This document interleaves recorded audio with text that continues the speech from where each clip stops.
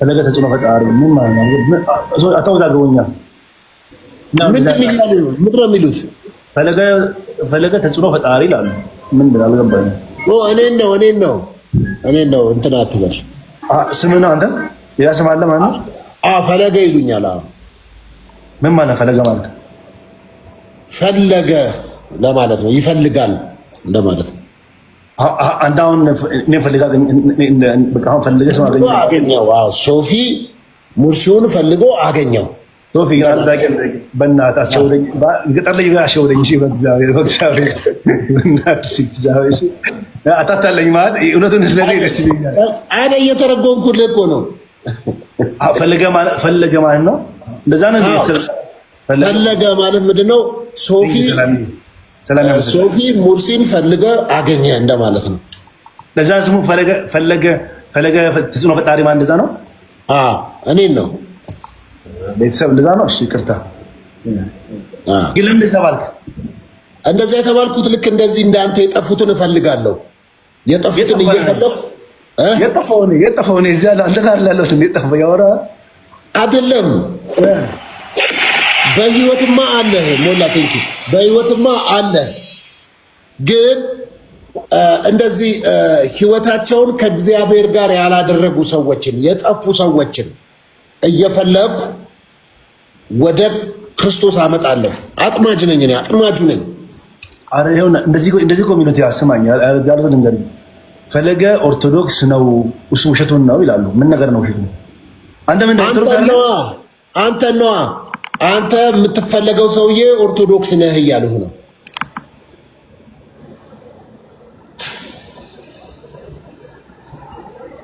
ምንድነው ነገሩ? እባካችሁ ፈለገ ምንድነው ታስፈራሩኝ? ምንድነው? ምንም እኮ አላለም እኮ እሱ። እኔ ፈለገ ነኝ ሰው ፈልጌ ማገኘው ያለኝ እኮ ይላል። ውሸቱን ነው ውሸቱን አይደለም። ምን ማለት ነው ውሸቱን ነው? አስረዱኛ ወይ ጻፉ ነው። ውሸቱን ነው ማለት ነች፣ ሸ ነች፣ ቱ ናት፣ ነ ነው። በቃ እንደዛ ማለት ነው እኮ ማርያም ውሸቱን ነው። እሱ ሀሳቡ ጋር ያለው ምንድን ነው? ፈለገ እንትን የፈለግኩ ነው ያለው እኮ ሌላ አይደለም ያለው። በክፋት አይመስለኝም።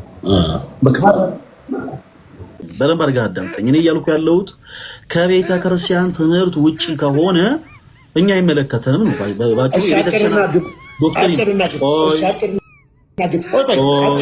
አንድ ብቻ ጥያቄ ዲያቆን ፈለገ በትክክል ነው። ሀሳቤን አልጨረስኩም። እኔ ሀሳቤን አልጨረስኩኝም። ሀሳቤን ስጨርስ ነው ከኔ ጋር ማውራት ያለ። በማለት ታንሳኛ። እሺ ዝም ብለህ አላነሳሁትም። እኔ አንተን የማንሳት ዓላማ የለኝም። ፕሮቮክ እያደረከኝ ነው። እኔን እንዴት ነው ተግባብተን ልንቀጥል የምንችለው? እንዴት ነው ተግባብተን ልንቀጥል? ነገር እየፈለከኝ ነው። በማለት እኔ አንተ ነገር ብፈልግ እንደዚህ ነው እንዴ ነገር የምፈልግ? አንተ ነገር እንደፈለግኝ እኮ ነው ነገር የምፈልግ። የአንተ ችግር እኮ ምን መሰለህ? አልገባህም። እኔ ጮክ ብዬ አወራለሁ። አንተ ግን ከስር ነው። ምን አለ መሰለህ ወንድሜ ጠቅ ምን አለ መሰለህ ኦርቶዶክሳውያን ወንድሞች እህቶች ጠቅ ታደርገኛለህ። ታዲያ ከዚህ በላይ ምን አለ? የቱ ጋር ነው ጠቅ ያደረኩኝ?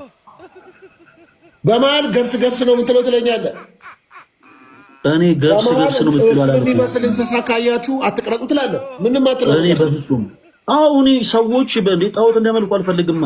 አንዳንድ ጊዜ ሰው ድንገት አይታወቅም። አንተን የሚመስል እንስሳ ቢያገኙ ነው፣ ሊያውም የቤት ሳይሆን የዱር እንስሳ ቢያገኙ ለምሳሌ ምን ይታወቃል? እኔ ወደ ስህተት መንገድ እንዳይሄዱ ለማለት ያክል ነው እንጂ እኔ አንተን ጠልቼ አይደለም። ፓስተር ሶፊ እኔ በክርስቶስ ፍቅር በጣም ነው የምወድህ።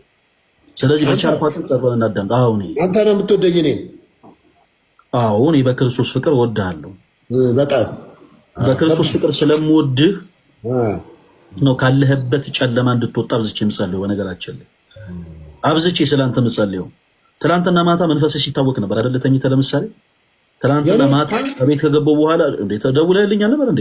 ትናንትና ማታ አንተ ቤት ከገባ በኋላ መንፈሴ ሲታወቅ ስደውልልኝ እኔ አሜን ብዬ ጨርሼ ነው ስልክ ያነሳሁት። በነገራችን ላይ ስለ አንተ አብዝቼ ክርስትና ስም የለህም። በእርግጥ ፓስተር ሶፊን ብትባል ስሙ በሰማይ ቤት አይታወቅም። ግን ወንድሜ ያልኩኝ በቃ ለወንድሜ በጨለማ አሰራር ውስጥ ያለውን ወንድሜ እግዚአብሔር አምላክ ሆይ በቃ በስምህ አድነው። እግዚአብሔር አምላክ ሆይ ካለበት ድቅድቅ ጨለማ አውጣው። በቃ ቤተ ክርስቲያንን ልቡ ይናፍቃል።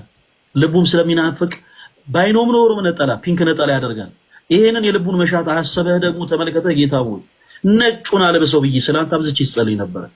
መንፈስህ ሲታወቅ ነበር። አይ ነው አቤት አቤት አቤት አቤት አቤት አቤት። እኔ ገርመኛል ለመሰለ እነሱ ጋር ካለው ይልቅ እናንተ ጋር ያለው አብዝቶ ይበልጣል ይላል ብራዘር። እሱ ነው።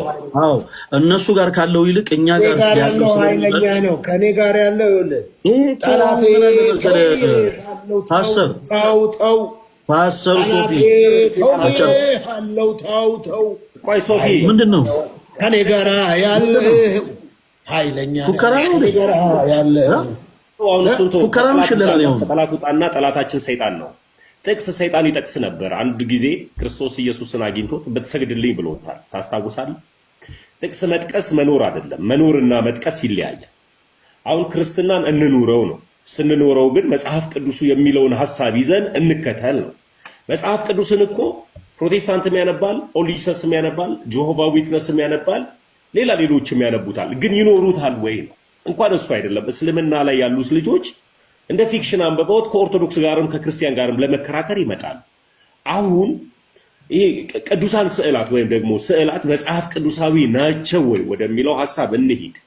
እሱን ሐሳብ ላይ ነው ስለሱ እያወራሁት እኮ ነው። አሁን በመሃል እያነሳኝ እኮ ነው። ተሙ አንተ ገና አዲስ ስለሆንክ ምን አለ መሰለህ ሶፊ እቺን ልበልህ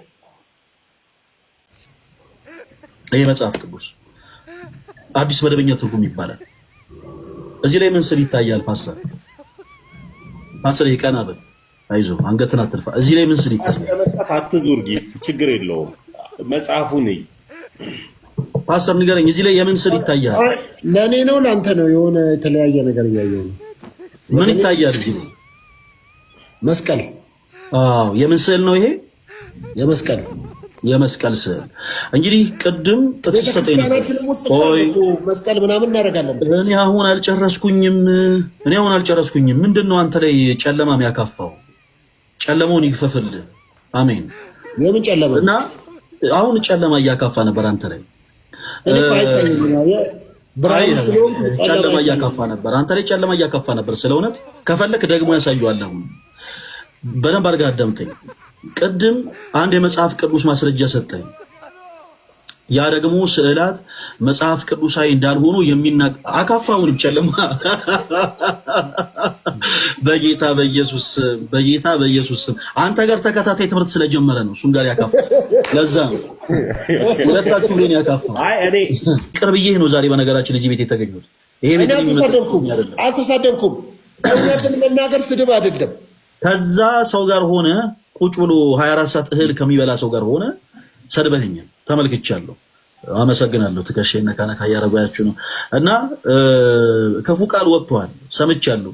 ከሱ ጋር እኔ አሁን ማለት የማልፈልገውን ነገር ተናገራችሁኛል። ችግር የለውም። እኔ የሁለታችሁንም አካውንት አዘጋው ነበር። በነገራችን ላይ በጣም ከባድ ኦርቶዶክስ ያቀውን ያለን እኛ ቲክቶክ ላይ በጣም ከባድ። በአንድ ቀን ውስጥ በ24 ሰዓት ውስጥ ገና አንተ አሜን ብለህ ላይቭን ዘግተህ እንደወጣ ቲክቶክ አካውንትን እዛ ስልክ ላይ ላታገኙ ትችላለህ።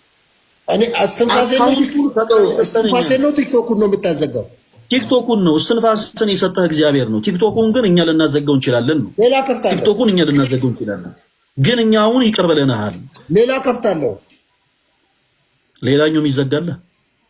በቃ ተዋለሁ፣ ይቀራል። በቃ ነው ከመጨረሻ ተዋለሁ። ቲክቶኩን እሱን ነው የምልህ እኮ ቲክቶኩን እንዳትገባ እናደርጋለን። ስለዚህ በቻልከው አቅም ከኛ ጋር ተገባብተህ ኑር ነው። እኛ አንዳንድ ጊዜ አንዳንድ ነገሮችን ጸጥ ብለን ስናልፍ እንደው አለረለ ስለ ፍቅር ስለ ትህትና ብለን እንጂ ከጌታ ከኢየሱስ መስቀል ላይ መውረድ ስላልፈለግን እንጂ። እቺ መልእክት ለማን ናት? ወይ ሰውየው ስሙን ጥራው።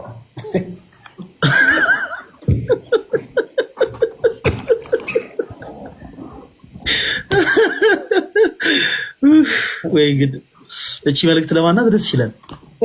እኔ አታጣላኝ፣ እኔ ከህዝብ ጋር አታጣላኝ ፓስተር። እኔ ለጨዋታ ነው እንደዚህ ያልኩት። እኔ የማንንም አካውንት የማዘጋት ዓላማ የለኝም። አስቤውም ወጥኜውም አላቅም። ደግሞ በእልህ ይቺ መልእክት ለማናት ብለህ ደግሞ ሌሎች ሰዎችን አስነስተህ አካውንት እንዳታዘጋው በክርስቶስ ፍቅር ለምናለሁ። አጥልሽ አቅሙ ቢኖርህ እንኳን አታዘጋም። ለምን ቢባል የማናዘጋበት ሁሉን በፍቅር ስለምንገዛ ነው እና ስምም ደግሞ አይጠራም። ቀጥል ዲያቆንዬ፣ መጽሐፍ ቅዱሱን አንስተህ መጽሐፍ ቅዱስ ላይ ያለው ላይ ሐሳብ ላይ ግን ይሄ ጽርሐ አርያም መጽሐፍን ግን እያሰብክ አይምሮ ውስጥ መጽሐፉን አሳየና ዳድ